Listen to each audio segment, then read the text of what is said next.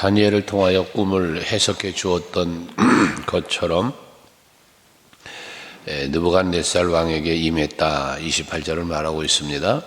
12달이 지난 후에 1년이 지났다는 얘기죠. 지난 후에 바벨론 왕궁의 지붕에 거닐었다. 평안했다는 얘기예요. 평안한 때에 이제 30절 보면 자기 스스로가 평안하게 궁중의 옥상에 올라가서 거닐며 보니 뭐가 보이겠어요? 그 왕궁이 보일 거고 성이 보일 거고 나라가 보일 거 아니겠습니까? 그걸 바라보면서 자기 스스로가 하는 말이 이제 30절에 있는데, 이 큰 바벨론은 내가 능력과 권세로 건설하여 나의 도성으로 삼고 이곳으로 내 위엄의 영광을 나타낸 것이 아니냐라는, 여기 보면 뭐합니까? 다 그 견고한 성, 또 그 번성한 나라, 자기가 누리고 있는 모든 권세, 이것이 다 뭐냐? 내가 이루었다, 내가 나라를 세웠다, 이런 견고한 것은 내가 했다는 겁니다. 그렇게 말을 했다는 거예요. 자기가 자기 자랑한 거죠. 모든 것이 자기 영광을 받은 거죠.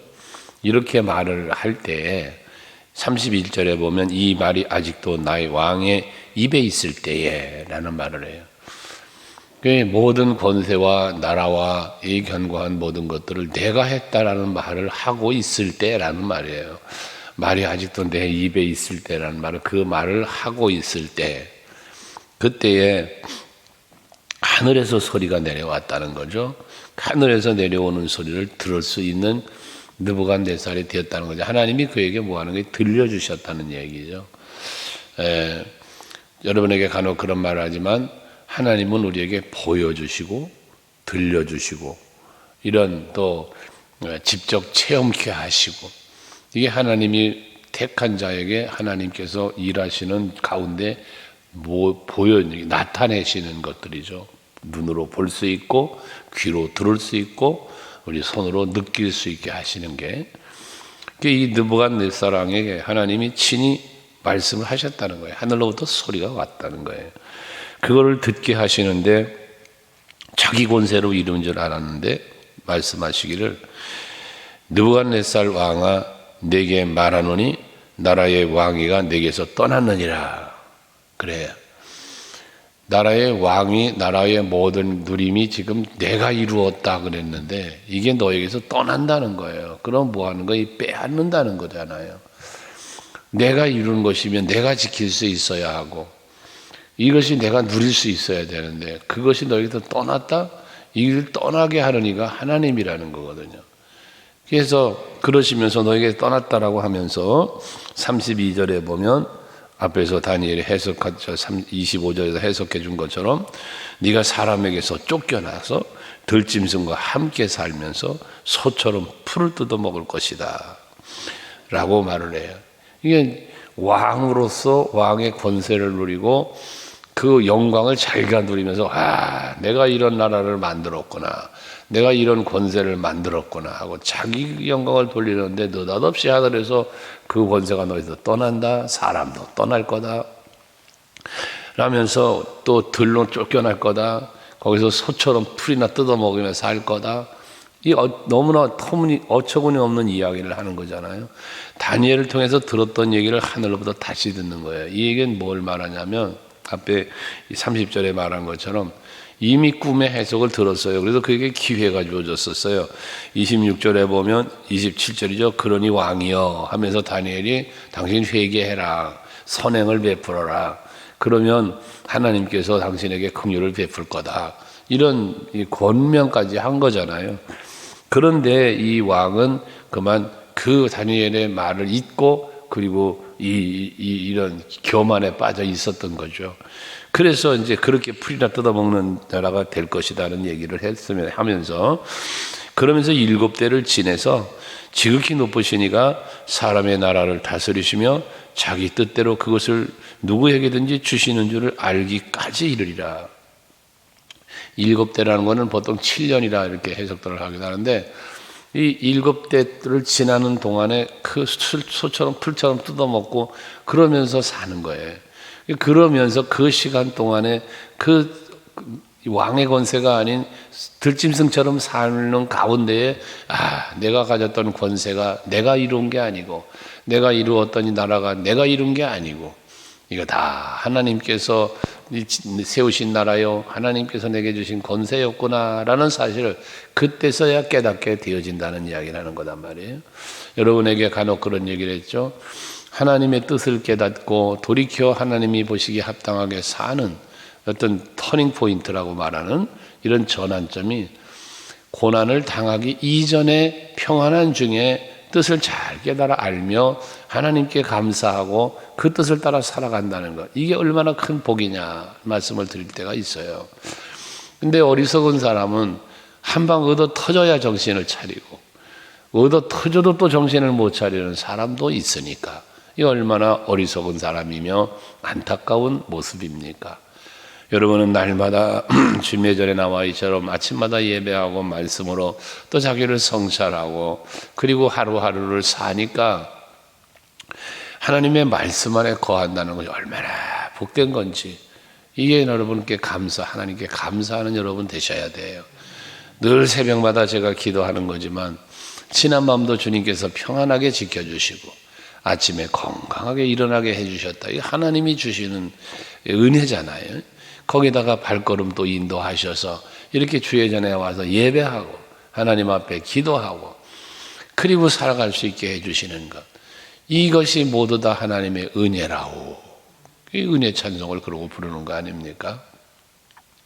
이 느부갓네살은 소처럼 들짐승처럼 살고 나서야 이 하나님이 하시는 일을 알게 된다는 거거든요.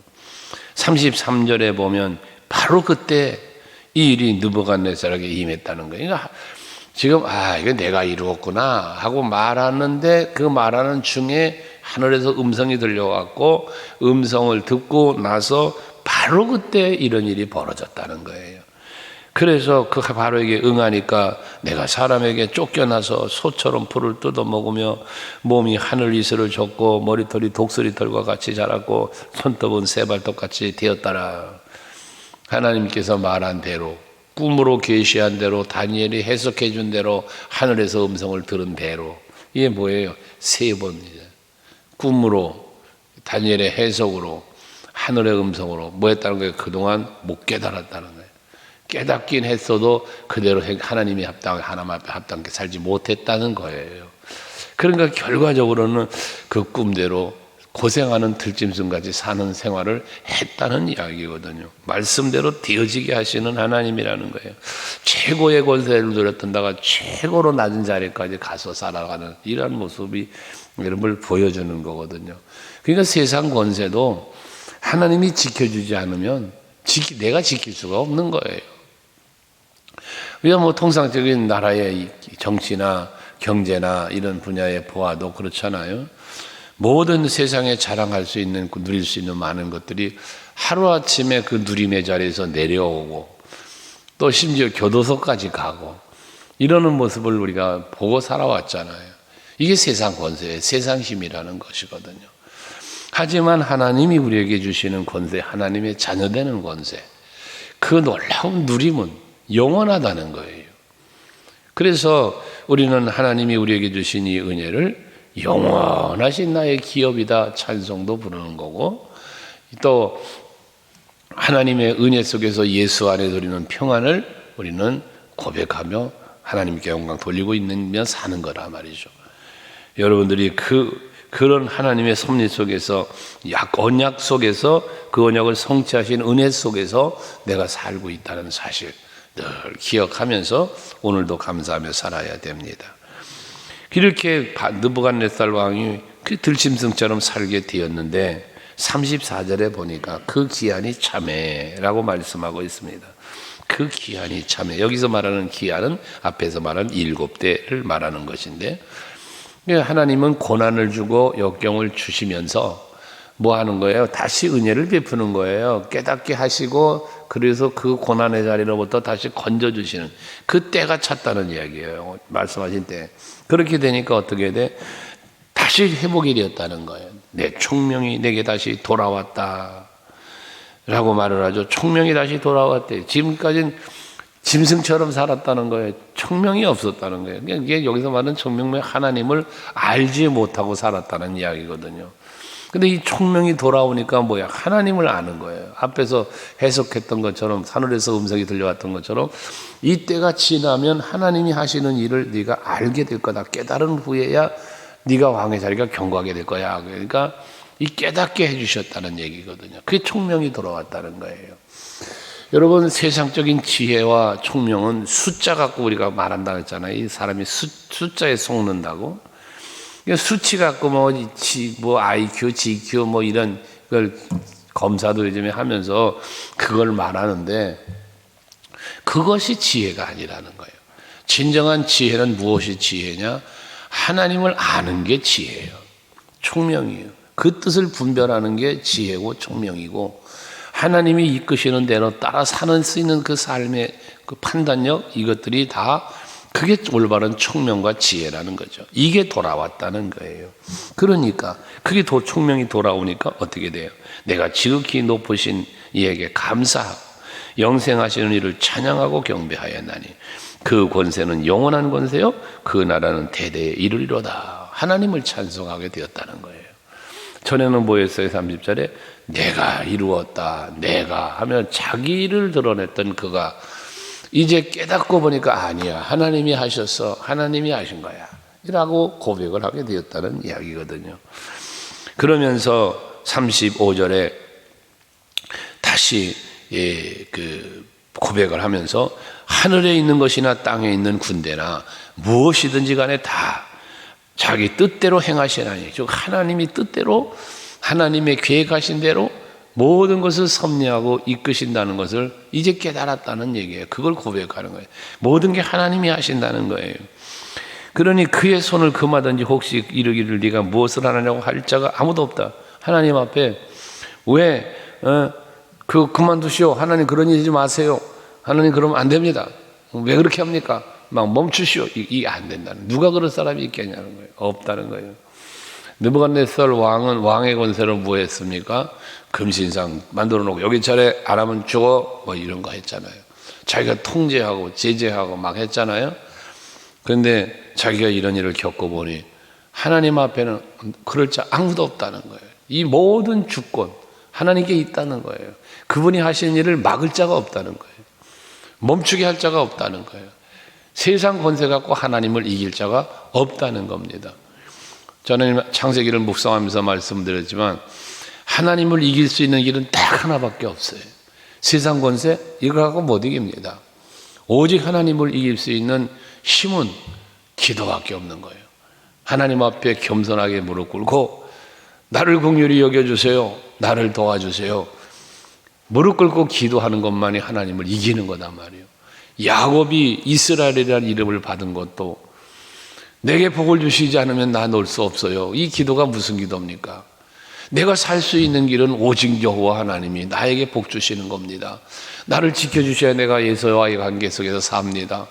하나님이 나를 지켜주셔야 내가 삽니다. 복 주셔야 됩니다. 오직 여호와만 바라보고 매달리는 그 간절한 기도. 이게 낮아짐입니다. 간절함입니다. 믿음이거든요. 지금 느부갓네살이 그 얘기를 하는 거예요. 그렇게 하나님에 대한 고백을 하니까 처음에 34절에 그 기한이 참에 다시 총명이 돌아왔다고 했는데 요건 하나님의 약속의 때가 되어서 하나님의 긍휼로 은혜로 돌려주는 총명을 돌려놓는 것이고 총명이 돌아와서 하나님에 대한 신앙을 고백하고 하니까 36절 그때에 이제 입술로 깨닫고 고백하게 될 때를 말하는 거예요.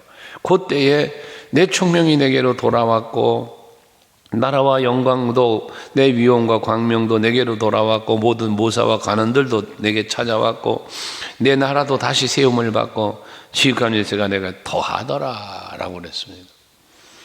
그러니까 여기 성경에서 말하는 그때에 말하는 그때는 여러분에게도 그때가 있는 거거든요. 오늘이라는 이 시간에 여러분 이 아침에 또 오늘이라는 하루의 시간이 여러분들이 돌아보며 생각할 때 그때 그날이 나에게는 은혜의 날이었어. 그때 그 예배가 그때 그 나의 기도가 그때 나의 그 헌신이 참으로 나에게 큰 복된 순간이었어 라고 고백할 수 있는 그런 여러분들의 지금이 그때가 오늘이기를 바라는 겁니다. 하나님께서 모든 것을 회복시켜줬대. 그러니까 37절에 그러므로 이제 모든 게 돌아와서 권세까지 돌아온 거예요. 다시 왕의 자리에 세움을 입은 거예요. 그러므로 지금 나 느부갓네살은 하늘의 왕을 찬양하며 찬송하며 경배하노니 그의 일이 다 진실하고 그의 행하심이 의로우심으로 교만하게 행하는 자는 그가 능히 낮추리라. 이 얘기 마지막 고백은 뭐예요? 교만하게 행하는 자는 그가 다 낮추신다, 능히 낮추신다 하는 거니까 이 느부갓네살은 다시는 교만하지 않고 권세가 돌아왔지만 전에는 있는 권세를 갖고 교만했어요.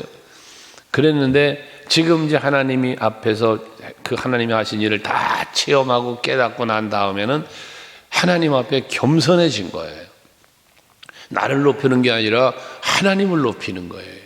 이렇게 바뀌어졌다는 것이죠. 이제 오늘도 여러분 하루를 사시면서 하나님을 높이시기 바랍니다. 내가 하나님의 은혜로 살고 있다는 고백을 마음속의 생각으로만 하지 말고 입술로 고백하며 사세요. 누구를 만나든지 하나님의 은혜를 말하고, 오늘 특별히 뭐 또 전도하고 예배도 있고 한데 항상 하나님의 은혜를 고백할 수 있는, 찬송의 고백도 좋고 입술로 말하는 것도 좋고 또 전하는 것도 그렇고 해서 하나님의 은혜를 은혜로 알고 은혜를 전하면서 사시면 여러분에게는 더 풍성하고 큰 은혜가 임해서 오늘 하루도 여러분은 복된 삶을 살게 될 겁니다. 주께 영광 돌리며 사십시다.